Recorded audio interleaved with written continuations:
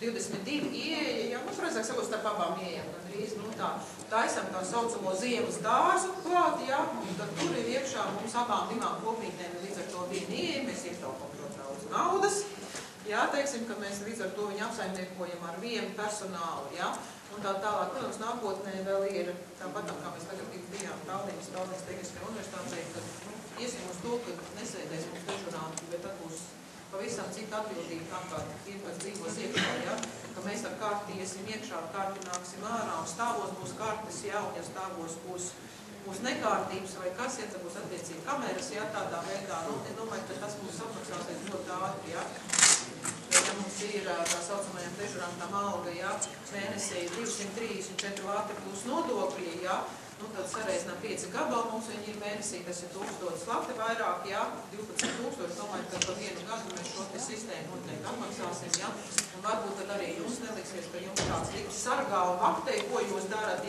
bet tad būs lielāka atbildība no jums, par to, kā un kur jūs dzīvojat. Labi, vēl jautājumi, stūdi jau kā jūs runāt? Jā, dažs laikam no studentiem ieraudzītās melnās svītras ir uztraucas par to, kad īsti var saprast, kurš tad seko līdzi tieši visam šim celtniecības procesam, kurš ir tas atbildīgais. Bet kā domā, vai šīs svītras tas sekotājs varēja izdarīt tā, lai viņš nebūtu? Nē, bet tas vienkārši seko līdzi tam, kvalitatīvi viņi strādā. Kvalitatīvi ir projekta vadības grupa, kuras priekšgalā ir mūsu saimniecība, rektora vietnieks saimnieciskajā darbā Aivars Rubenis, un attiecīgi vēl ir tagad ir certificēti, uzraugi un tā tālāk. Tas tā kā, teiksim, tā brigāde diezgan liela, ir jurists, ir 2 projekta, teiksim, tā vadītāji, kas ir tīri kārto papīrus un viss ar vidas ministriju, ir uzraugs, un vēl ir mūsu saimniecība direktori. Bet, teiksim tā, darbiem kā veids tiešām tiek sekots līdzi, bet šīs ir lietas, piedodiet, tā kā bija stāvāžas virsū par patētēm. Lai paliek tās svītas, bet jautājums par tiem kvadrātiņiem. Tas ir tikai izmēģinājumi torņi uz tām sienām, vai tie kvadrātiņi paliek virsū? Arī ir zaļi no šitās puses, kad nāk... Tāda arī būs? Paliks? Ja mēs tagad runājam par to skatu, ka mēs nākam no fakultātēm un redzam to šauro un sānu fasādību, uz tās arī vairāk nekas nebūs. Pamata krāsojums ir no priekšas, no tās skudrikakas puses, tur būs visvairāk tie krāsojumi. Kaut gan tad, kad arhitekti to taisīja un it kā viņi iezīmē, redzēsim, kā būs teiks, kad akcents ir jāliek uz tā saucamām ieejām, jo ļoti daudz, kad pienāk pie šīm abām mājām, nevar atšķirt to 20 un 22 A, un tad ir tā, ka bez maz vai iet iekšā un visi es te dzīvoju, vai ne, bet nav tā, tās būris kaut kādī, tā kā, nekrīt acīs, vai ne, tad it kā bija tās lūgums, lai viņas akcentētu, uz papīru bija skaisti.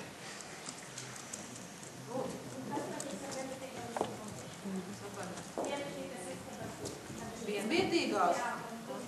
Ja būs tukšas, lūdzu, dzīvo viena pati, nekas nav pretim. Maksā un dzīvo. Kādas? Nē, tādas nepaliks, piedodiet. Vienvietīgās tās, kas ir tās, jūs domājat, tās saucamās mācību istabiņas, tagad no lifta, kas ir bez etikas iet uz dzīvoklīšiem. Tornī viņas paliks tā kā ir, mēs viņas gribējām pievienot dzīvokļiem klāt, bet mums neatļauj, tās bija nesošās sienas. Tad, lai nebūtu jāskrien laukā. Ja tur paliks tornī, viņas tiek likvidētas. Ir viena 3-vietīga istaba ar savu dušu, savu toaletu un mazu virtuves stūrī. Tāda studija tipa istaba tiek veidota. Un vēl tornī ir 2. stāvs invalīdiem tiek veidots, invalīdu studentiem, jo pagājušo gadu mums ir ļoti daudz zvani no Jūrmalas skolas, kur mācās cilvēki ar īpašām vajadzībām, un jautāja, vai mums ir iespēja pie mums mācīties un dzīvot kopmītnē studentam invalīdam.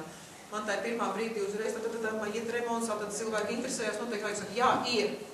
Es tagad aizēju pie rektora, es saku, es pateicu tā, mācīties, tad viņam nav ko.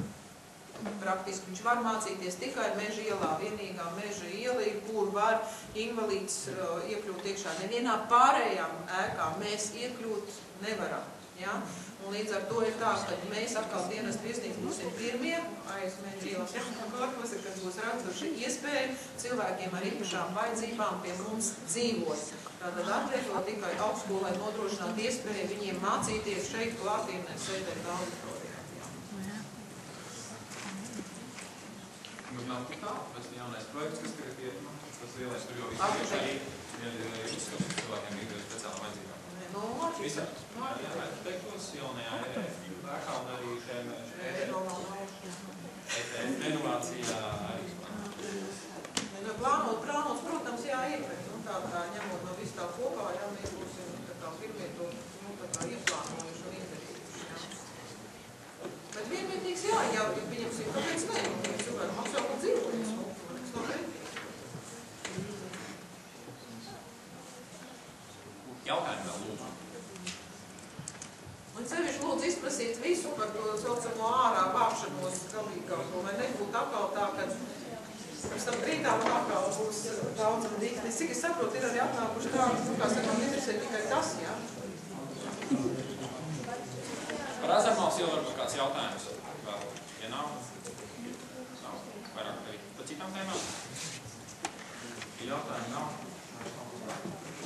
Liekas, ka tā lielos ilcienos jau ir tā kā izstāstīts tādu, mēs esam, kādi mēs esam. Taču es jau vēl tā kā, laikam jāsaka tā, es laikam teikšu godīgi, ka es šodien arī apsolīšu, ka tikko mēs pabeigsim Āzēnas ielas projektu un vairs šajās te mājās, es ceru, nebūs jāiegūt tādas naudas, kā citās, jo šeit būs viss sataisīts, jā, skaisti un jauki un viss. Kad ķersimies klāt tā saucamai Lilijas un Mežielai, kuras ir tiešām tās mājas, kas tiek plānotas, uz palikšanu, ja?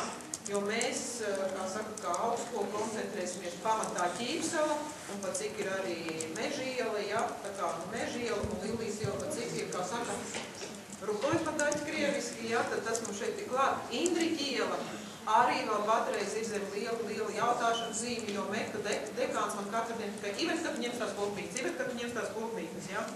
Es saku, nevajag man viņas nevajag, tās 180 vietas, kas ir kopā ar mācību korpusu, un praktiski viss ir nolaists uz kliņķi, kas jūk un brūk, ja? Kā saka, mums kā dienas viesnīca viņš uz šodien nav vajadzīgs, jo, diemžēl, jūsu studentu skaits, ņemiet no mūsu demografisko situāciju, kāda viņi ir, ja?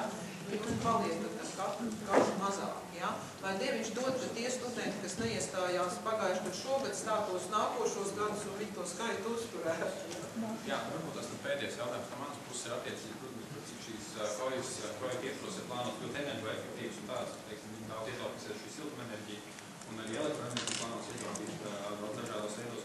Tad par cik cenas nemainīsies attiecīgi, kas ir dzīvojot, kaut kāda ekonomika sadīsies attiecīgi uz šo komunālo visu maksājumu rēķinu, vai tā, teiksim, tā delta, kas ir rodās šī komunālos maksājumos, viņa aiziet uz attīstību, teiksim, citām kājām, kur kaut ko kā minēts par Mežielu vai Lilijas jau renovācijas tā tālāk. Tā, kas ir ieplānota delta, jā, un šodien, ja mēs runājam par ietien delta komunālās izmaksas, mēs studenti maksājot īres naudu, īri nesadzām. To mums līdz šim ir, diemžēl, visu laiku sekusi vēl pagaidām augstskolu, tāpēc ir jāsaka tā. Un šī te delta, kas radies sakarā šo te energoefektivitāti, delta ir plānota astronomus, taču pēc tam eksploatācija šo te visu ventilācija, tas, ka mums logi vairs nav mazgājumi, viņas varēs mazgāt tikai no ārpuses ar speciāliem pacēlājiem, jā, un visi filtri, kas būs veidināšanas iekārtām un tā tālāk, jā. Es gribētu teikt tā, ka nebūs proporcionāli, protams, jā, bet eksploatācijas izdevumi tīri palielināsies, jā.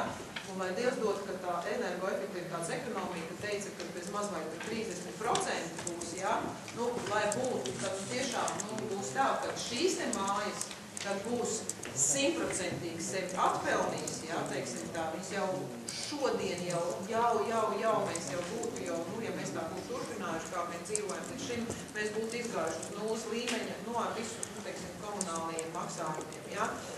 Tā kā es domāju, ka nākotnē vismaz ar to mēs iziesim ar šo te īres maksu, lai nebūtu jāpalīdz nāzemē par nulēm. Tas nozīmē, ka principā, teiksim, nav pārvīm tā kā attīstībā. Visu līdz pēdējai kapeikai, jo tā nav neko iemaksā savu studenti, ja, kas ir atsevišķi, mums ir atrakstīti, kuru arī finanšu komisijas katru gadu esam viņus aizsūtījis visu milzīgo palādu, jūs varat izskidāt vai mēs kā jums. Jā, vēl jautājumi nav. Sākam paldies.